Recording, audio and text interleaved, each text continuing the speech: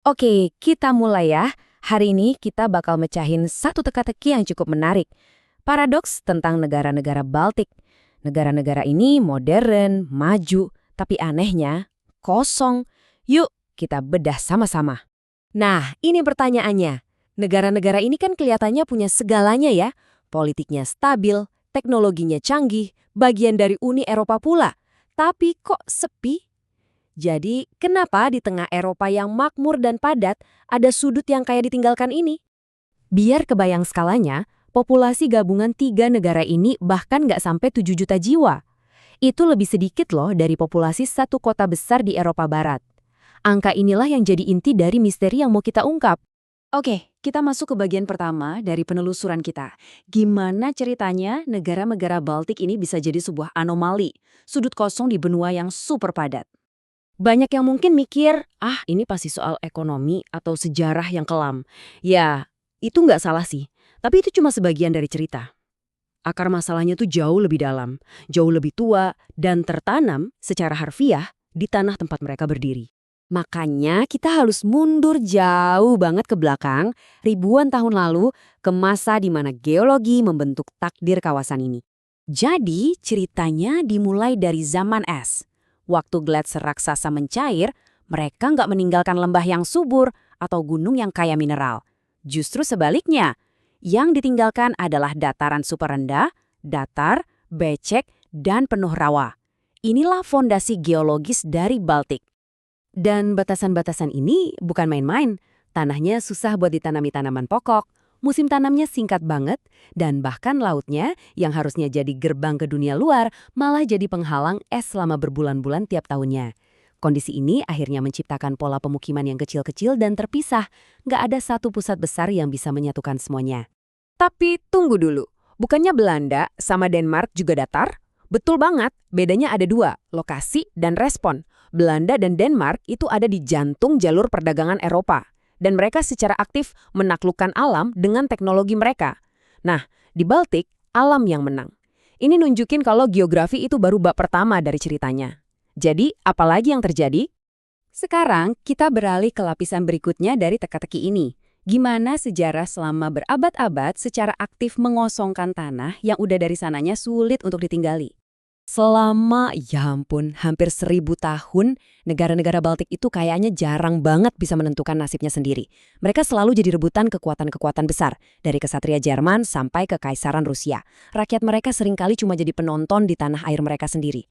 Tapi dari semua sejarah kelam itu, nggak ada yang lebih menghancurkan daripada apa yang terjadi di abad ke-20. Perang Dunia Kedua dan pendudukan Soviet itu meninggalkan luka yang mungkin nggak akan pernah bisa sembuh total. Coba deh lihat angka-angka ini. Selama Perang Dunia Kedua, populasi Latvia dan Lituania anjlok sampai 20%. Ini bukan cuma angka, ini adalah kerugian manusia yang luar biasa akibat Holocaust, pertempuran, dan kehancuran total. Dan kekerasan itu nggak berhenti setelah perang usai. Uni Soviet secara sistematis mendeportasi ratusan ribu orang, para intelektual, petani kaya, para pemimpin masyarakat, ke kamp kerja paksa di Siberia. Mereka seolah-olah mencabut jantung dari masyarakat Baltik, meninggalkan negara-negara ini kosong bahkan sebelum mereka benar-benar merdeka. Nah, sekarang kita sampai di bagian yang paling ironis dari semua cerita ini. Kenapa justru setelah mereka merdeka, malah lebih banyak lagi orang yang pergi? Ironis banget kan? Justru kemerdekaan itu memicu gelombang pengosongan baru. Industri peninggalan Soviet ambruk, bikin pengangguran merajalela. Dan begitu pintu Uni Eropa terbuka di tahun 2004, bagi ratusan ribu anak muda, itu adalah jalan keluar. Tiket sekali jalan menuju upah yang lebih baik di tempat lain. Angkanya benar-benar bikin kaget. Lebih dari 1 juta orang telah meninggalkan Lithuania sendirian sejak negara itu gabung Uni Eropa. Bayangin deh dampaknya buat negara sekecil itu. Di Latvia, ceritanya sama aja, sama dramatisnya. Negara itu udah kehilangan hampir 30% populasinya karena emigrasi. Ini adalah pengurasan otak dan tenaga kerja dalam skala yang masif. Jadi masalahnya ada dua, bukan cuma orang-orang yang pergi, tapi juga nggak cukup banyak bayi yang lahir buat gantiin mereka. Angka kelahiran di Baltik itu jauh di bawah level yang dibutuhkan untuk menjaga populasi tetap stabil. Ini adalah resep sempurna untuk krisis demografi. Tapi, di tengah semua cerita soal kehilangan manusia ini, ada sebuah alur cerita tak terduga yang muncul. Sebuah plot twist yang mengubah narasi dari kerugian menjadi sebuah transformasi ekologis. Jadi, apa yang terjadi ketika manusia mundur? Ya, alam yang maju. Di seluruh wilayah Baltik, hutan meluas setiap tahunnya, menelan lahan-lahan pertanian dan desa-desa yang ditinggalkan. Fenomena ini dikenal sebagai rewilding atau pemulihan liar alami. Dan ini bukan cuma kiasan puitis ya. Para akademisi bahkan menyebutnya pembalikan lanskap demografis, sebuah fenomena geografis yang nyata dan terdokumentasi, di mana eksodus manusia secara harfiah menyerahkan kembali ruang kepada alam. Tanda-tandanya ada di mana-mana.